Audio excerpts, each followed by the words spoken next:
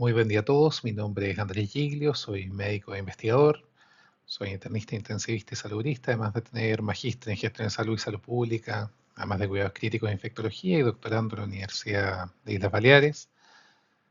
Y hoy vamos a conversar de un tema polémico e interesante que tiene que ver con el rol de los indicadores de impacto, tanto de revistas como de autores, en el mundo académico. Vamos a hacer una reflexión crítica respecto al rol de cómo estos indicadores, por un lado, parecen marcar la importancia, pero al mismo tiempo nos ponen en la situación de tener que ver si tienen incentivos perversos o el impacto que tienen respecto del rol del investigador y la editorial. Como declaraciones al inicio de la presentación, quiero declarar primero que he usado inteligencia artificial para mejorar el diseño de la misma, que los contenidos reflejan mi opinión personal respecto a las limitaciones de los indicadores, que no necesariamente van a ser una opinión masiva de ellos, pero que creo finalmente que tiene un impacto en cómo entendemos la calidad de las publicaciones científicas de los autores. Debo declarar que tengo conflictos de interés respecto a este tema. Soy parte del Advisory Board de Revista Médica de Clínica Las Condes, que es una revista indexada en el Sevier, y que soy director de investigación clínica en la universidad, por lo que tengo una visión crítica respecto a cómo evaluamos el impacto y la calidad de nuestros investigadores, no solo por ser investigador. Y que debo declarar que estos conflictos de intereses sesgan probablemente mi visión respecto del tema, pero que intentaré hacer una evaluación lo más posiblemente neutral del tema. ¿Por qué tenemos que hablar de esto? Y es importante que la producción científica es un acto que debe ser ético, ¿vale? O sea, nosotros hacemos un esfuerzo de generar y crear conocimiento siguiendo principios que consideramos valiosos, centrales, donde nuestra investigación no solo tiene que tener valor, sino que tiene que seguir un nivel de estándares de manejo que aseguren su respeto al individuo estudiado, al entorno y a que la calidad de la publicación tenga sentido y valor. Siguiendo esos principios, la verdad es que pareciera ser que el factor de impacto, que es un factor que se desarrolla en los años 60, como lo veremos luego, se ha desviado su propósito para transformarse en un medidor universal de lo que es nuestra calidad, eh, sin entender lo que significa, sin entender para qué fue creado y sin saber que jamás ha intentado definir el valor o lo ético o lo importante que es una investigación. Y es importante que en el manifiesto de Leiden recalcan que el uso de métricos puede distorsionar las prioridades de los investigadores, puede reproducir inequidades y puede erosionar la confianza en la evaluación, y que por esto es necesario que seamos capaces de hacer un análisis crítico de qué indicadores usamos, qué es lo que significa cada uno de ellos, particularmente en un curso de integridad académica. Entonces, ¿qué es el factor de impacto? El factor de impacto se plantea en el 2003, pero ya como concepto de evaluación bibliométrica, sus primeras ideas de análisis de cómo entender el tipo de revistas que vamos a usar parte de los años 60, y es una herramienta bibliométrica para bibliotecarios que busca ordenar según la cantidad de citas que recibe una revista respecto a los artículos publicados en sus últimos 2 años, una prioridad de las revistas dentro de un área específica. Y por lo tanto, la primera cosa es que el factor de impacto no es comparable entre diversas especialidades. Además, muchas veces no es comparable según el entorno y la especificidad de temas que toma la revista, y que ha sido centrado principalmente en caracterizar no el contenido de la revista ni la calidad de sus artículos, sino el poder comparar revistas para saber cuando no podíamos invertir en todas, en cuáles comprar.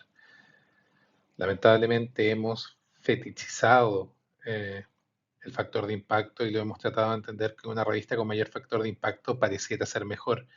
Y por ser mejor, yo quisiera estar ahí. Y entonces empieza un círculo profundamente vicioso, donde las revistas buscan aquellos artículos que parecen más citables, de aquellos autores que parecen más citables, para tener un círculo de aumenta mi factor de impacto, al mismo tiempo que los autores, en vez de buscar la revista más adecuada para su medio, buscan escribir artículos con resultados que están enfocados en cierto perfil de revistas para llegar a mayor factor de impacto en un círculo, como les digo, vicioso.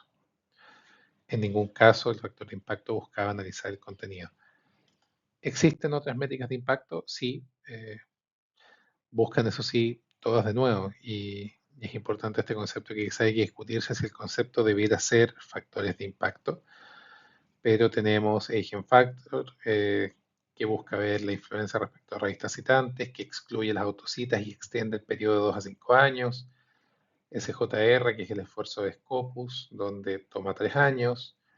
SNP, que trata de normalizar el valor del impacto según la disciplina para que al menos cuando usemos este número en valor absoluto podamos compararlo entre disciplinas, que Impact Factor no lo permite.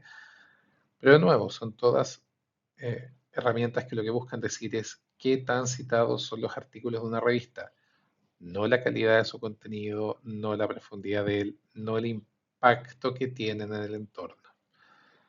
¿Vale? Y este problema que tenemos en cómo mide el impacto de la revista, lo tenemos también en cómo medimos el impacto de los autores. Y en esto el indicador fetiche, por seguir usando la palabra, es el índice H, donde trata de cruzar tu producción científica con tu número de citas en un subnúmero, donde se cruza tu número de artículos con el número de citas recibidas. Pareciera ser que es mejor, porque entonces tu nivel de citas se cruza en un artículo que está muy abajo. La verdad es que esto depende de cuánto tiempo lleves publicando. Si es que tus disciplinas son de alta citación, por ejemplo, papers de procedimiento se citan más. Pero también es importante que eh, en esta situación el ser coautor de muchos artículos, como empieza a pasar cuando la gente entra en estos círculos virtuosos de publicación, que a mi modo de ver son muy viciosos respecto a los impactos, se genera esta situación donde yo soy capaz de generar 100 artículos en un año, 100 artículos citados, porque como tenemos muchos autores, son herramientas, artículos en general colaborativos, empiezo a sumar citas, empiezo a sumar impacto y empiezo a subir un número no respecto de mi propio impacto como autor y mi calidad respecto de mis ideas, sino es una medición probablemente de tu participación dentro de un entorno de publicación que puede ser muy relevante, pero no necesariamente justo. Como ignora la coautoría, como jerarquiza la participación y hay diferencia entre campos, también tiene estas mismas inequidades que tiene el factor de impacto. O sea, hablar de temas muy prevalentes probablemente va a hacer que se cite si eres parte de la definición de una enfermedad, como pasa, por ejemplo, en el caso de mi disciplina. La definición de sepsis tiene 100.000 citas. Es esperable que cada vez que tú participas no solo en la definición, sino en los subestudios que van haciendo el análisis de sus impactos, y cada vez te va citando. Y no es una autocita porque no eres el primer autor. Entonces se construye un impacto que es aparente, pero no necesariamente real. ¿Vale? Y entonces es importante entender que al usar de forma errada cualquier cosa, vamos a terminar generando un uso negativo y una situación viciosa. Y Casa de Val y Fang son los que acuñan el concepto del fetiche académico por el impact factor, donde mucha gente usa el factor de impacto para evaluar personas cuando está pensado en evaluar revistas. O sea, no porque tú hayas publicado una revista mayor factor de impacto, tienes mejor publicación o mayor impacto. Y si terminamos tomando decisiones respecto a en qué invertimos, qué nos centramos, a qué le damos más atención y a qué le damos más espacio, según esta entrada de las áreas de alto nivel de factor de impacto, que son decisiones basadas en métricas que no se pensaron para ello. Y por tanto, esto ha sustituido el juicio académico profundo y la evaluación real del impacto por una fórmula simple y básica de la división de dos valores que nada miden cuál es el impacto real de tu investigación o de tu estudio. Esta situación genera efectos perversos que tenemos que ser capaces de entender y cuantificar. La autocita no es una intención oscura del autor de querer engañar a la gente, sino que tiene que ver con el entender que si te están evaluando por el factor de impacto, por la cantidad de citas, citarte a ti mismo parece ser una buena estrategia, sobre todo cuando sigues una línea de investigación y por lo tanto publicas el protocolo, te citas en el protocolo luego, generaste una metodología y cada vez que la ocupas te sigues citando a ti mismo. Hay indicadores que intentan eliminar la autocita, pero intentan eliminar la autocita entendida como aquella cita del primer autor. Y entonces todos los investigadores sabemos que hay el artículo principal, el primer autor es el jefe del laboratorio o el investigador principal, pero después del subanálisis es un segundo investigador, del subanálisis es un tercero y termina siendo incluso el más pequeño del laboratorio que publica de un mismo tema, haciendo la parte 2, que es fragmentar un artículo en partes pequeñas publicables para aumentar tu volumen de publicación, que es el otro indicador que se usa para medir nuestro valor. Y entonces dejo de estar autocitándome, porque somos un mismo grupo produciendo, pero tiene distintos autores primarios y tiene probablemente distintos autores de correspondencia. Y entonces, al importarnos cuántas citas tiene un paper y no cuál es el impacto en el entorno, termina transformándose en una invitación perversa a dividir tus artículos para tener muchos y a generar citas por esa división. Es importante que esto no es solo un pecado del autor, también es un pecado de la editorial.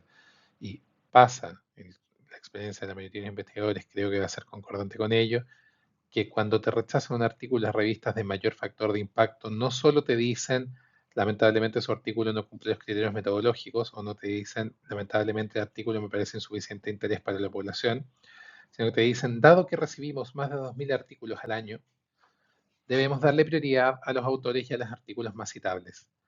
La prioridad deberá ser publicar los artículos que tengan mayor novedad y mayor impacto respecto de la población o el entorno que afectan, y en ningún caso las citas. Pero al ser el número que todos miramos, el fetichizar el impact factor ha generado que también sea un número relevante para las revistas.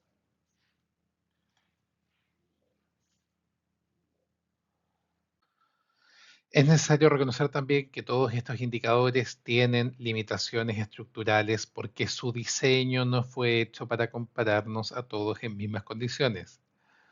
El tema es cómo nosotros usamos indicadores que no entendemos y en ningún caso que el indicador esté mal construido, pero de fondo, si yo uso una herramienta mal, que sería el ejemplo de intentar clavar un clavo con un taladro, no significa que no pueda, pero probablemente voy a tener problemas en el desarrollo. Hay disparidad entre disciplinas. Disciplinas más citables tienen mayor factor de impacto en sus revistas y eventos ambientales generan aumento del impacto. El mejor ejemplo para intensivo es COVID, donde las revistas pasaron de sus impactos clásicos, las más altas entre 19 y 20, a dispararse sobre 37, pensando en que el COVID fue de interés y eran las revistas que publicaban respecto a los pacientes. Hay sesgos geográficos y es importante reconocer y declarar que no es lo mismo ser un autor de entornos de bajo nivel de recursos, que ya tenemos las barreras de entradas habituales por idioma, porque no somos hablantes de inglés, y por recursos, porque las universidades en entornos de menores recursos no te dan todos los laboratorios y estructuras de investigación, sino que por sobre ello, efectivamente, autores conocidos, entornos conocidos y redes conocidas generan más citación y por tanto la mayor parte de las revistas tienen un foco en Europa, en Estados Unidos y hoy a último en Asia, y entendiendo Asia más bien una tendencia a Oceanía más Asia, y que entrar a estos círculos te ponen unas brechas y barreras de entrada mayores. Y lo otro es que no es fácil calcular, o sea, es cierto que uno puede tomar artículos, partidos, citas. ¿De dónde se toman esas citas? ¿Cómo se comparan? ¿Cuáles son los artículos citables o no? ¿Cómo se registran? ¿Qué tipo de artículos contamos? Hay artículos que son contables en el Impact Factor y otros que no, y por lo tanto hay revistas que tienen muchas publicaciones, pero que esas publicaciones son de no registro, pero sí de cita, que tienen un Impact Factor más alto, no porque su calidad científica sea mayor y no porque su calidad científica tenga mayor cantidad de papers relevantes, sino porque su volumen de publicación se basa, por ejemplo, en casos clínicos, los que habitualmente no son contables, salvo que hayan revisiones asociadas, o en base a cartas de comentarios. Entonces, el cómo se construye el real cálculo del valor, hoy en particular Impact Factor, es de una empresa privada que tiene un cálculo cerrado. Y por tanto, es entender que tenemos una distorsión en la realidad de esta historia porque tiene un nombre engañoso, se llama factor de impacto, no índice de citación promedio, y probablemente eso nos importaría menos. Está sesgado porque pocos artículos muy citados te van a disparar el artículo y entonces empieza a publicar protocolos que van a ser citados, empieza a publicar más procedimientos que van a ser muy citados, O empieza a hacer lo que hacen algunas revistas. Pídele cartas de comentario a tus artículos. Las cartas no cuentan, las publicaciones sí, para subir tu impact factor. Y por tanto, se genera primero un incentivo perverso de situaciones de citas en publicaciones que no cuentan. Y dos, de elegir a los autores y publicaciones más citables y no a las que realmente tengan mayor impacto.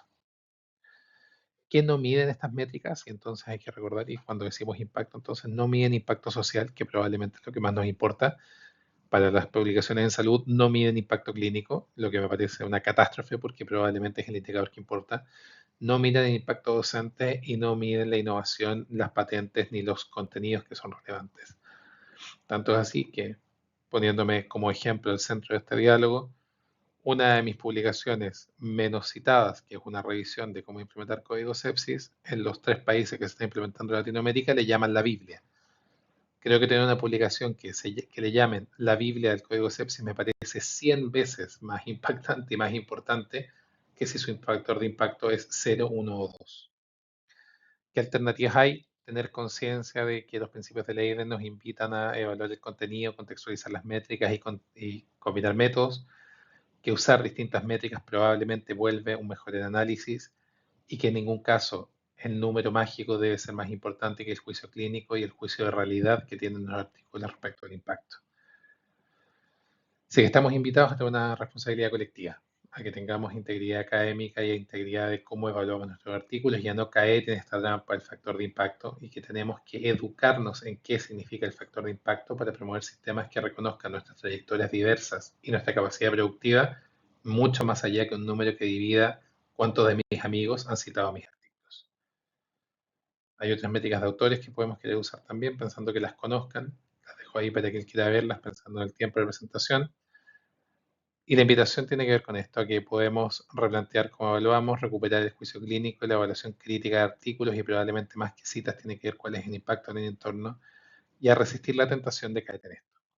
Estas son las referencias que he usado para esta presentación y gracias a todos por la paciencia de escuchar.